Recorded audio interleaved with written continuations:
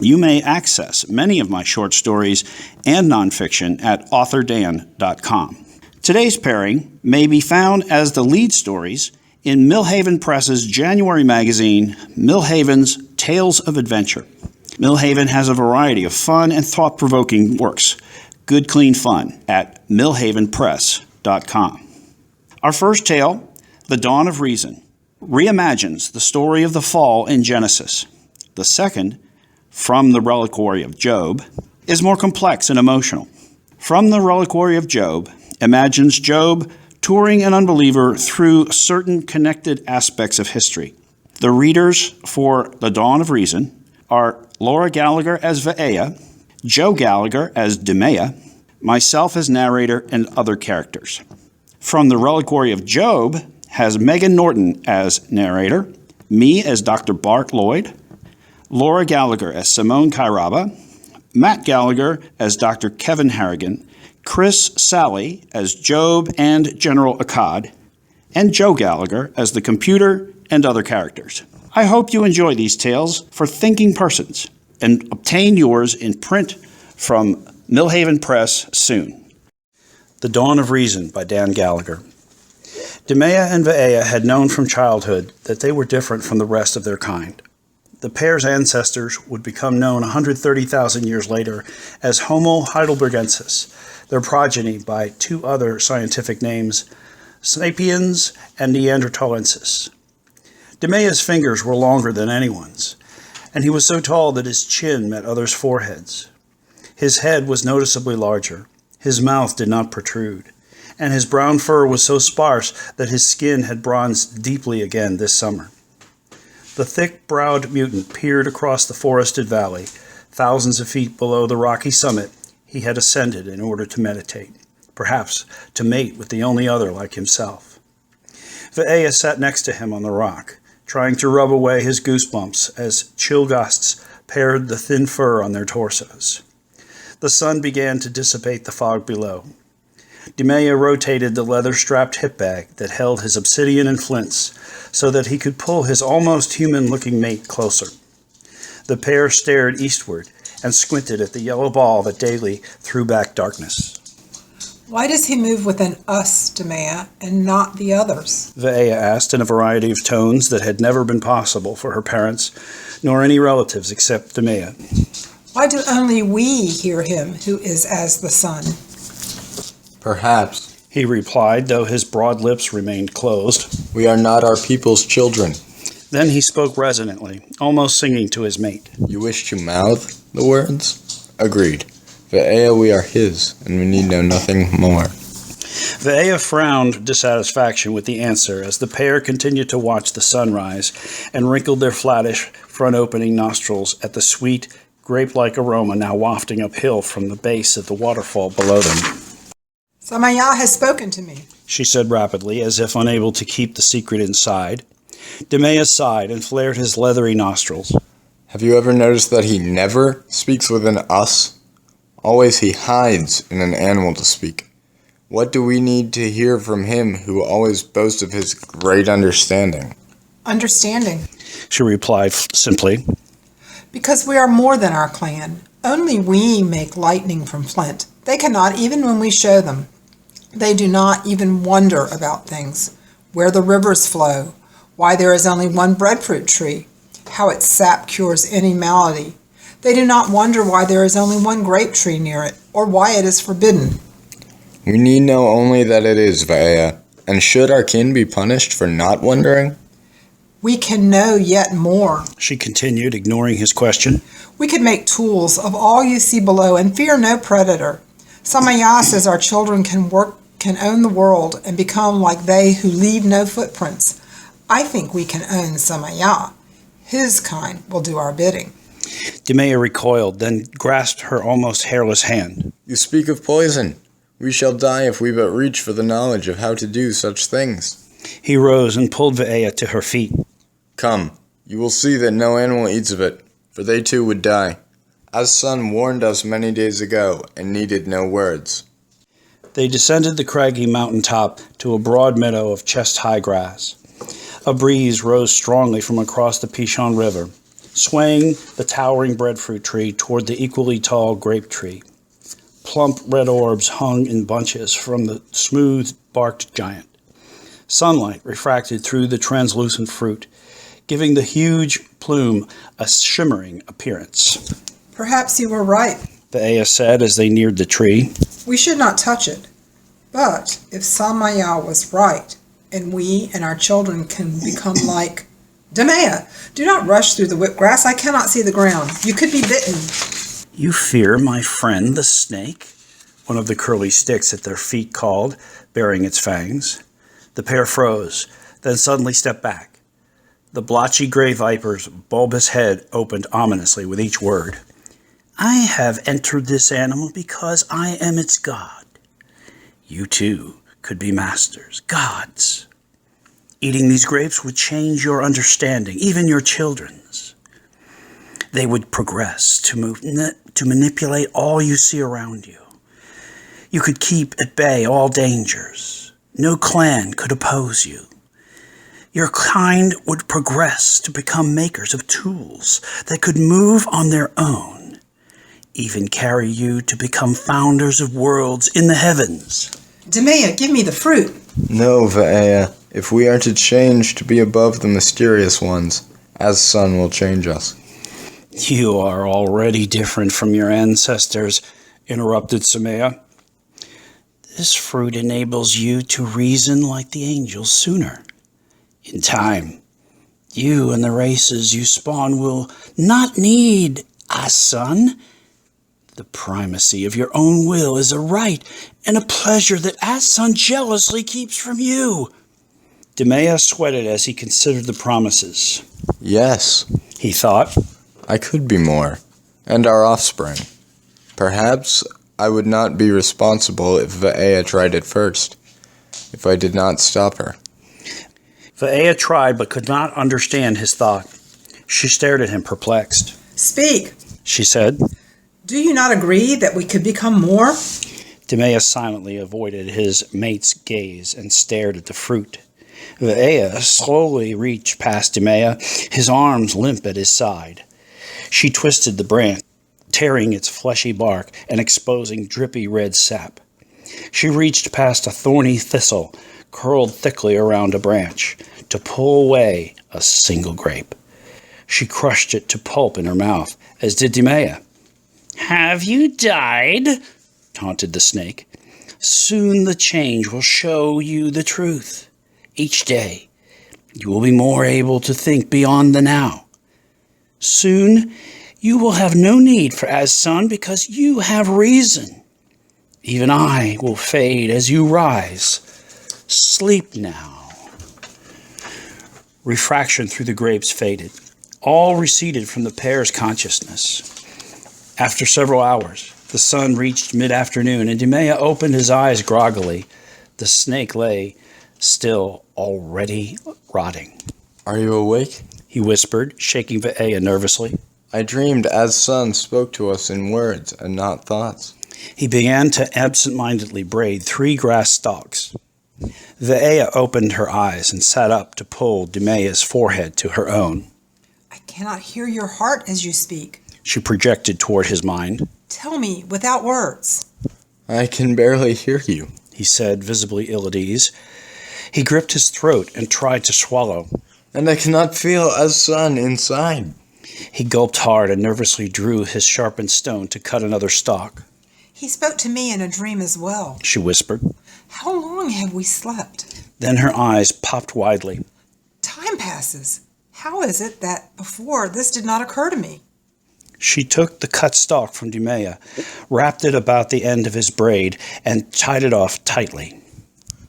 He sent us away, Vaea, but we are still here. The dream is nothing. Samaya spoke nonsense. Demea copied Vaea's tie-off at the other end of the braid and wrapped it about the end of a stout stick. I dreamed we had to leave here also, Vaea replied. but we remain. If the dream is nothing, why can I not hear him within? Demea stood silently pondering the question. A nearby oak branch caught his attention. He broke off a fairly straight segment and returned to the limp snakeskin poking it with the stick and stabbing it with his stone. I do not know. As Sun spoke of animals fearing us. Why would they fear us? As Sun said the same in my...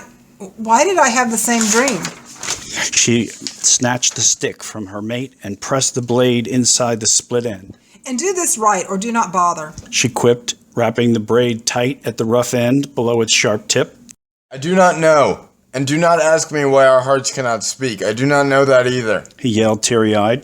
Tie it off like this, or the cutting rock will fall out and it will be useless. Demea, She whispered. what have we made so quickly? It took you years of trying different ways to flake obsidian so the knife within could be freed. Suddenly the foliage beyond the grass parted, and the grass began to rustle. Knife tooth! He shouted, immediately realizing the threat without seeing the animal. Thrust the stick. She screamed, jabbing the air toward the oncoming pattern in the grass. No. He declared. Get behind me and you will see. The disturbance began to take shape and color as it rapidly approached.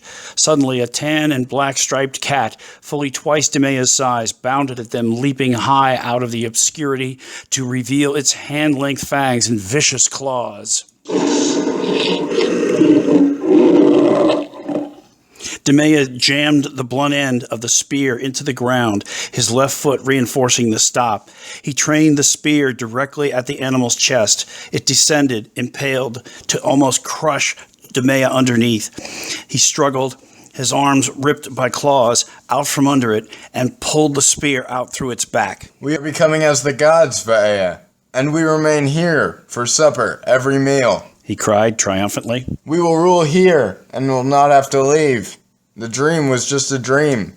Demea quickly sliced the carcass into strips while Vaea crafted a rack to take the booty back to their clan. Both scanned the forest edge nervously for aggressive scavengers. Vaea split a dead limb and affixed the product as skids under the first primitive cargo-dragging travois. If we had a frame to hold a hollow log under that, Demea theorized. We could... Pull the whole carcass, and it would move more easily. She interjected. Or make someone pull it for us. He schemed almost giddily. A horse raised to obey? Or one of the stupid ones back at the...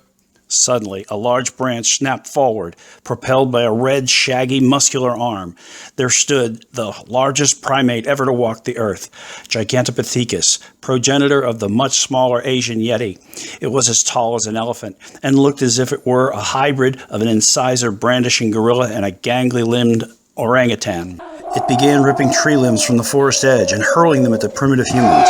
With a shrill growl, it flushed birds from trees in an explosion of wings and panicked screeching. It tarried at the edge of the field, then suddenly sprinted on two tree-like legs at the pair, already racing away with their travois scantily piled. It will stop at the carcass, assured Demea as he turned half back with his spear in one hand and the travois on the other. But the giant leaped over the butchered cat directly at them. Drop it and run to the pecan, cried Demea. The pair sprinted for the path that paralleled the river. As they entered the woods, they turned. As the beast reached them, they dove left, below a huge fallen gopherwood trunk, and splashed into the water. They struck the worn rock bottom and pushed up toward air as the current swept them along. The beast, bloodied from its impact with the tree, had flipped it over and was extricating itself from a bramble of saplings that ripped into splinters.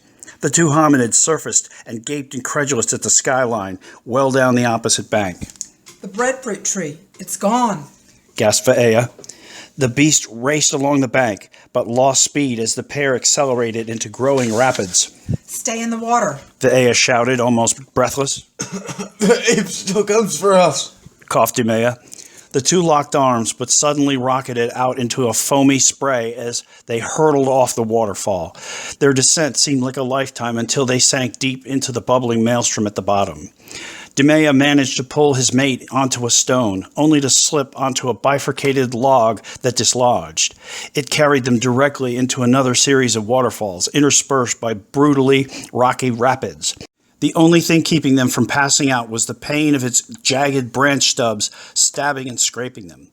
Soon, the Pichon widened and deepened, but the water, fed by vast numbers of tributaries, remained swift. They slept, limb-locked and entwined among the log's branches. 10 miles became 50. 50 became 100 as the sun began to set upriver. They struck a tree leaning like a scoop out of the riverbank. They crawled, exhausted, up the muddy southern bank to gaze eastward, further downstream. With energy almost spent, Demea pulled his mate a little higher up the bank onto the grass. We will be well. He panted triumphantly. Nothing, not even the dream, will destroy us. Vaea smiled weakly. Promise? Then the pillar of fire in my dream? It was in yours? Yes. Demea insisted, his voice growing louder. But I tell you, we will be And the giant? She exclaimed, tearing. With an almost hairless torso on hands and knees above us, in a place where our children had made plants and fruiting trees to grow, he blotted out the moon, Demea, and his chest rained down bloody sweat upon us, upon our countless progeny who had become parched soil in the midst of fruiting trees. And a snake, crushed beneath the giant's feet, had bitten into his heel. These things, did they not haunt your sleep? They did, but look around. There is no pillar, no strange rain. We survive. We will make our own fire and be warm soon. Later we will make new kinds of weapons and return to our home to create a dynasty. For we are no one's servants. You are right. She quavered hopefully. I know the dream was false because As-Sun sent an angel to wield a fiery club to keep us from returning. Yet there is no such thing to be seen, even as the dark approaches. And As-Sun does not sweat blood. The sun set behind them in that instant. They turned westward upstream toward the volcano they once named Sheena, meaning to shine. Later, after its forested sides would become rock, they would also call it waste or horb. But now the sunset seemed to inflame the green mountain silhouette with a bright red halo. The giant of their dreams stepped, gleaming too brightly white to gaze upon, from the crimson rays to fill a quarter of the sky. He pointed toward Sheena and disappeared. A small figure, nearly as bright, appeared at the horizon to touch a glimmering spear to the volcano.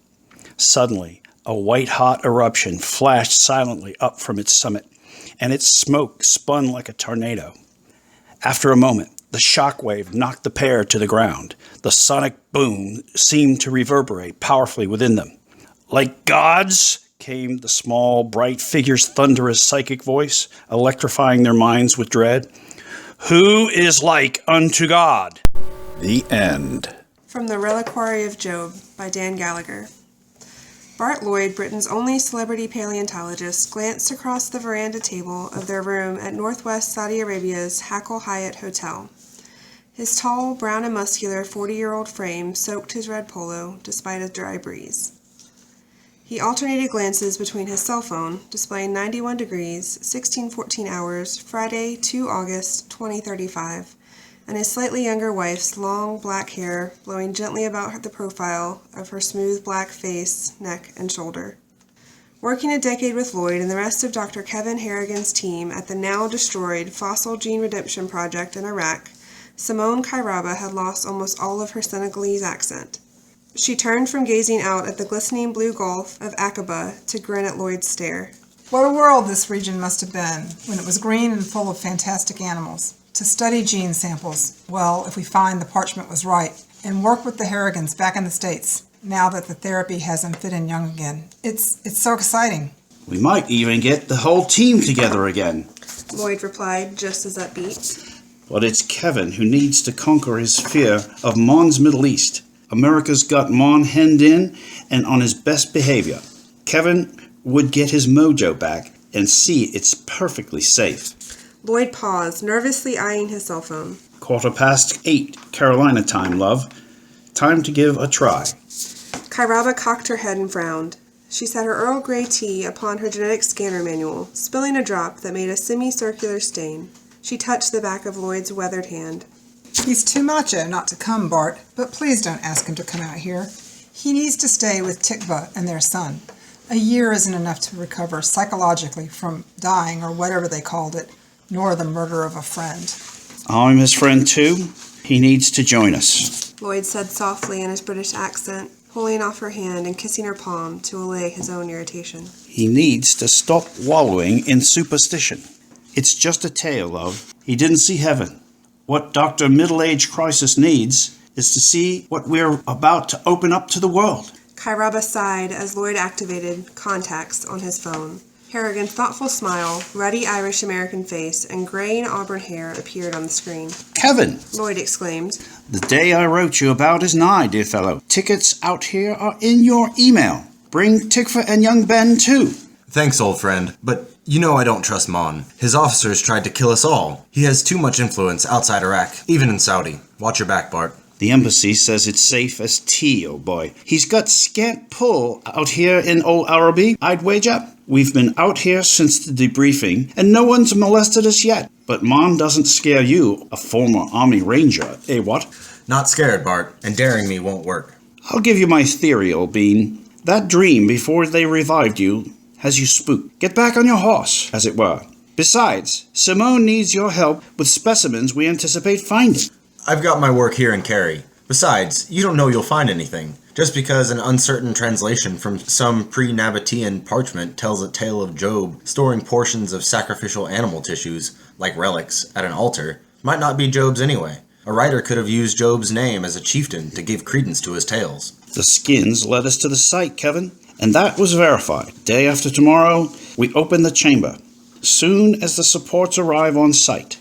Come along, it'll be good for you, and what ails you? You mean you'll find Job's writings and prove that he never talked to God? There is a God, Bart.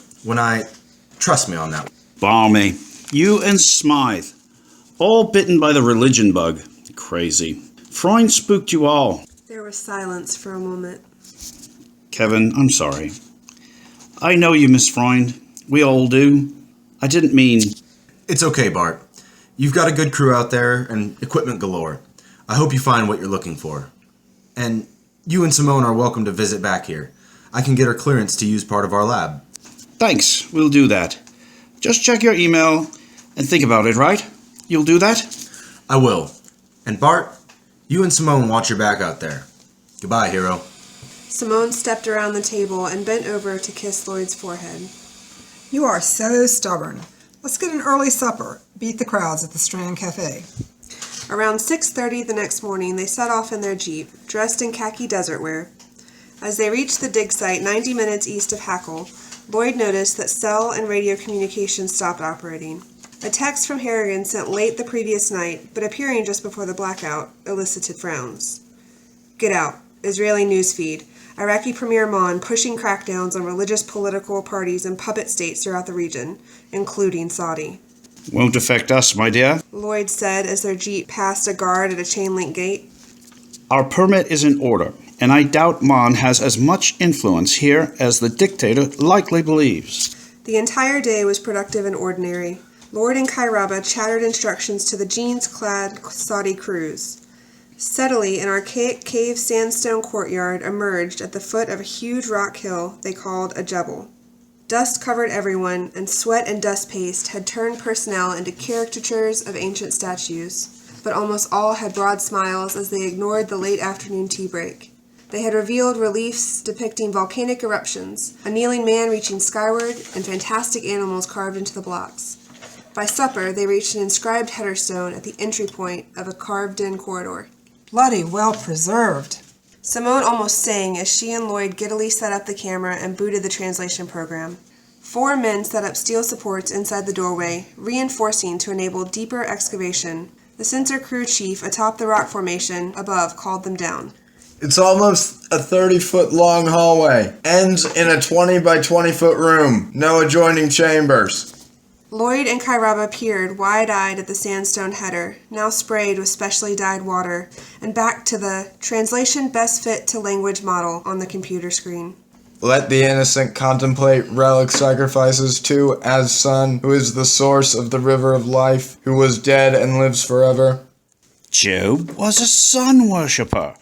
That'll put the world on its ear, Exclaimed Lloyd, inadvertently slapping his own cheek with a water bottle that squirted water into his ear. Very suave, but it translates to like the sun, dearest. Tomorrow we see the inside. Lloyd and Kairaba found it difficult to fall asleep that night, wondering what the night shift they paid extra was revealing while they tried to sleep at the hotel. They were so excited they did not even mind the phone, cell, and radio communications continuing to be inoperable, nor the lack of explanation from the hotel staff. They overslept from exhaustion, but made it back to the dig site by 9. They found the hallway fully excavated, even a few feet into the chamber, but there were no carvings or artifacts discovered. In successive iterations of emplacing arched steel supports and removing debris, they reached a marble block and the far wall just after noon. We're through! Lloyd exclaimed into his radio to Kairaba, who was taking a break outside. It's past 30 feet in, and there are... Oh, just come see! The dust evacuator had pulled most of the dust from the air. More tripod electric lights were brought in. The pair hugged and giggled almost in sync, as the dust evacuator slowly cleared the haze. A 4-foot-wide, stomach-high marble slab became visible at the far wall. Brown dust-lined an inch-wide furrow all the way around its top edge. A heap of charcoal dust adorned its center. Now the far wall appeared as a collection of hundreds of 4-inch-wide cylindrical holes, vacuumed carefully just at the openings. Each held a tiny, canoe-shaped container with black material. Sacrificial leftovers! Cried Lloyd, his voice rising in steps. This is an altar and A worker finished dusting off a partially curled skin, thin like parchment, that hung in the center of the rear wall above the marble block. Lloyd set his computer on a folding table next to the altar and held his camera up to the skin. He sprayed a solution on the parchment and set the camera to emit ultraviolet, X-ray, micro, and radio waves and other scanning energies.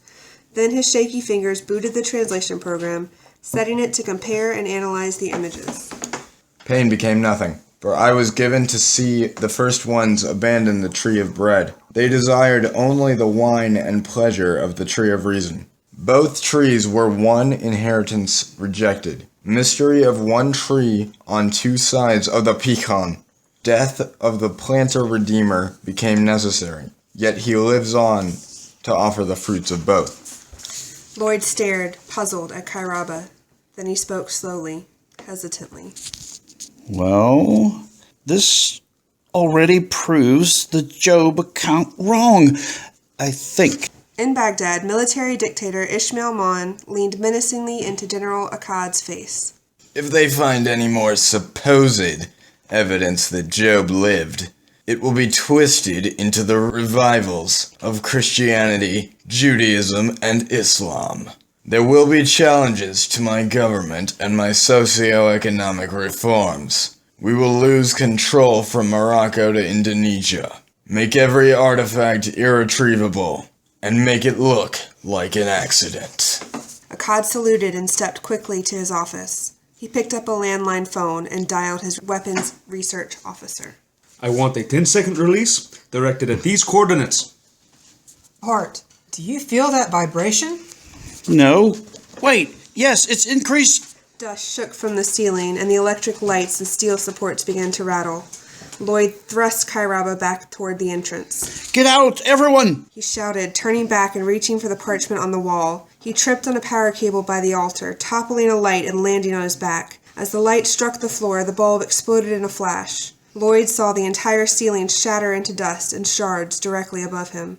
My God, get him out! Kairaba coughed frantically through the dust plume as she tripped into the sunlight. Guards and workmen ran to her and the other survivors, but they became rapidly wobbly as the earthquake worsened, then abated. All was still, save for sobbing, screams, and workmen jumping into power digger tractors. Helicopters of the Iraqi army thundered in from the northeast across the nearby border with Jordan. They landed inside the security fence, throwing sand like a storm. Troops and medics rushed out and began to direct everyone away from the dig site and into the airships. Kairaba was thrown over a soldier's back and tossed into a seat. In moments, the area was abandoned, save for a helicopter and 4 soldiers.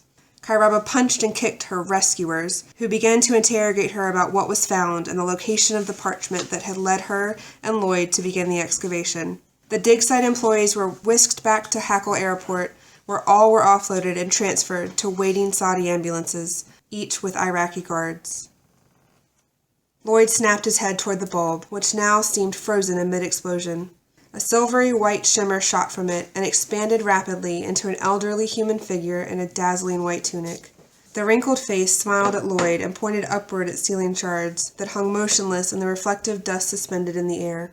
The figure took his hand, and Lloyd observed it immediately shine and shrink, his arm and whole body likewise. He was being pulled back into the white-hot burst of the bulb. The whiteness gave way to clear blue sky above, craggy grounds on which he now stood. He gaped, incredulous, at the old man, who now released his hand and no longer shimmered with light. The tunic was red, with a tan fur collar like a stole. He smelled smoke and looked behind him to see a lit gas jet streaming from the crack in the rock. Turning back to look beyond the man before him, a silvery river split the forest below. Lloyd squinted to see clearly. 2 giant silver-green trees could just barely be glimpsed on each side of the river. Almost crushed there, my friend. Came the old man's wordless comment. Come, there's something important to show you. You are sent, just as I was. Lloyd touched his face, pulled at his pant legs, and released, peering slack-jawed at the man. Sent for what? He stammered. What happened? Who are... In an instant, his vision zoomed like a telephoto lens to the base of the mountain. Just above the chest-high grass, at some 100 yards distant, he witnessed 2 hairy figures appearing to converse. One reached toward the tree to grasp what looked like a clump of red grapes. We're all like that. Invaded the thought from the old man. Fascinated by the world we were given, and essentially worshipping the creations in it. It seems so reasonable that our own judgment should rule. Yet, we abandon the food we need just to get drunk on our own primacy. We forgot the beginning of wisdom and our lust for its fruits. Are you? I am the servant who presumed, who declared my innocence yet forgot my place. But God is kind, slow to anger. Though we all mislabel him unjust, by his mercy I saw fantastic creations, even a vision of the source of human sustenance and intellect. Lloyd's jaw slowly gaped open. You? All of this? Just a dream? My brain's reaction to dying. Dreams, my friend, are our minds sculpting with the clay that is the day's thoughts and memories. Am I, all this, just the natural way a mind dreams as it nears death? How do you recall depictions of me?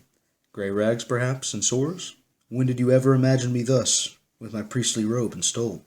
And when did you dream the garden to look as you see it? The man suddenly glowed brightly, as did Lloyd. Lloyd felt pulled backward and down into the flame behind him. Brilliant light filled his view, but gave way to a marshy scene. As he turned from the old man, he glimpsed only smoldering foliage of the salt marsh behind. Out of the corner of his eye, a broad strip of greenery seemed to move. He grasped what looked like a ragged strip of white leather with blotches of red to clear slime on it, wiped his eyes with a clean side, and shoved it in his side pocket. Clearing damp dust from his eyes, this time with unbuttoned shirt cuffs, he looked again. He gasped and stumbled backward, landing on his seat in a puddle at the base of a mound strewn with yard-long, empty eggshells that sagged like soaked leather. They appeared shredded and bloodied by some vicious nest raider. My God, what is that? The gargantuan fish paddled awkwardly up out of the brine and onto the mushy ground about 70 yards away. The massive eel-like creature had scales covering its entire 50-foot-long body, even on its 4 gigantic flippers, eyelids, and stomach. It rocked from side to side as it lurched farther into the foliage. Suddenly, 5 silvery blue dots, inset along its shark-like jaw and muscular shoulders, sparked and sounded like an electric transformer exploding. The foliage for several yards out from its mouth burst into flame. Then it buried its head into the charred muck, and a loud rush of swamp gas blew the bushes and spattered mud into the air. As it did so, its blue dots flashed again, igniting the released swamp gas and blowing a huge hole in the ground. It slithered its tail around and into the hole, sounded off several times like a freight train, and pushed out several 3-foot-long eggs that looked to be of the same whitish leather with which Lloyd had tried to wipe his eyes. The monster immediately shoved debris into the hole, and within a minute covered it with a 5-foot-tall mound. Slowly it humped and wriggled through the marsh to the sea and disappeared below the waves. Tell me, Bart Lloyd, when did you ever imagine Leviathan as she really was? What in your time might be described as a bony-plated electric eel lizard? Lloyd whispered to his host. Why have you brought... Even God-fearing people thought my witness was a myth. My awe at the beast was but a fraction of the fear and humility I needed before the Creator, who calls the dead who doomed him to live in his love. You and your fellow researchers can work a worldly renewal, so I have shown you what you sought from my reliquary, but his own work requires your humility. The flame burning on a twig beside Lloyd slowed its flicker to become perfectly still. The man shoved Lloyd gently to the right into it. Again, he saw himself shrink and merge into light as ceiling shards and dust immediately fell upon him. Job's thoughts invaded a final time. Bread and the wine of the tree that seem to be two plants, yet are a single source of life and understanding. That is your strength. It is for your life, for what humankind is to become. Lloyd felt crushing pain throughout his body and blacked out. Peering from shoulder-wide cracks of a twisted-looking sandstone jebel just outside the dig site's perimeter fence, Dr. Kevin Harrigan and 2 Israeli mercenaries raised their binoculars under the brims of their desert camouflage bungee hats. 400 yards down the crevice, behind and below them, waited a hired helicopter. As they whispered, they each began to nervously feel for their handguns, still holstered. 70 yards into the fence, Kairaba sat, nearly limp, tied to a chair at the rock-strewn entry point in the afternoon sun. The Navy should deal with this, Dr. Harrigan, Whispered the mercenary. We have to go. That's an Iraqi copter and soldiers. You know what Mon stormtroopers will do to her. The soldier looked at his fellow and slowly nodded. We're in charge here, and you do what we tell you. Got it? Fine. What about using the helicopter as a diversion? We can run in and disarm them. I'm in charge here, civilian. The mercenary soldier growled. He sighed. Well, it looks like that's the only thing we can do anyway. David, cut a hole in the fence. He drew his radio. Adiel, bring the copter around from the south and throw incendiary at the Iraqi copter. After a moment arguing, the pilot followed his orders. Shortly, the Iraqi pilot and 4 soldiers looked up to listen, and then trained their rifles on the fast-approaching helicopter, but it was too late. They fell to the ground as their craft burst into flames. In seconds, Harrigan and the Israelis were upon them, firing and yelling for them to place their hands on their heads. The Israelis took their weapons and tied them each in turn to the fence. Harrigan untied Kairaba, who screamed for him to use the tractors to dig out Lloyd. She showed Harrigan how to help operate the drill and separator machines, and they dug furiously as the Israelis kept hounding them about Iraqi reinforcements, likely on the way. After an hour, the 2 reached the altar and frantically had 2 of the Israelis help them clear the rubble out by hand. They found Lloyd to its left-hand side, covered in sand and rock, dead. Kairaba collapsed on the body, sobbing. I'm sorry. Harrigan quavered, helping Kairaba to her feet. Bart was my close. First Manny Freund, and the others at the FGR project, and now Bart. Simone, I can't The Israeli mercenary rushed in with a defibrillator and began to set it up while the other forced air into Lloyd. Stop! Kairaba screamed. Have you no respect for the dead? He's been crushed for almost 2 hours. God, just let me be alone with him now. The pair started to leave, heads hung low. Harrigan stopped them and whispered to Kairaba. Simone, get some air now. Let these guys help you out. Get some water. When they left, Harrigan looked up at the altar. He blessed himself and placed the electrodes on Lloyd. As he flipped the thumb switch, Lloyd's body arched upward, then fell, lifeless. One more try, old friend. Then I can get you out into the light and home. But now, you're in the light I told you about, and home, I suppose. Wet spots formed on the sandy floor below Harrigan's dusty face. He awaited the recharge and tried again. Again, Lloyd stiffened and fell back. Harrigan wiped his eyes, took a radio from his belt, and cleared his throat. Can you guys bring in a litter or something? He sighed flatly. And help me get him out in dignity? One of the Israelis appeared in the dusty air. He dragged a litter behind him and dropped it, clanging beside Lloyd, whose eyelashes flickered weakly at the noise. Harrigan grabbed Lloyd's face and laughed through tears as he barked at the Israelis. Evacuate him, now! Don't drop him! As they giddily reached the helicopter, Harrigan poked his face in. Simone, we have someone you should talk to. Harrigan coughed as he heaved the end of the litter at Kairaba's feet. He must have had enough air for a while in there. Putting out way too much hot air now. Right too. Whispered Lloyd weakly as the Israeli shoved a fluids line into his arm. But what about the parchment we found in the tissue samples in the back wall? Great idea. Called the pilot. Let's have sandwiches out here. Then after lunch, we can dig out relics and wait for the Iraqis to arrive with refreshments for their tied-up buddies. The chopper sped into the setting sun towards Eliat, Israel, flying low over the ground. Lloyd squeezed Kairaba's and Harrigan's hands as he regained strength and ability to speak. Don't suppose we'll ever get another chance at this place, given what you've had to do out here, Kevin. And love, I just wish I could have enabled your work by retrieving a few of those. Lloyd released their hands and felt his wet, swamp-smelling trousers. His eyebrows raised in puzzlement. He reached into a side pocket and pulled out what appeared to be part of a leathery eggshell dampened with clear slime and blood splotches. His eyebrows popped still higher. Put that in a baggie, Simone, and seal it airtight. I suspect that after you analyze it in Harrigan's lab, we'll find his tale was spot on. And Thank you for listening to Those Stories.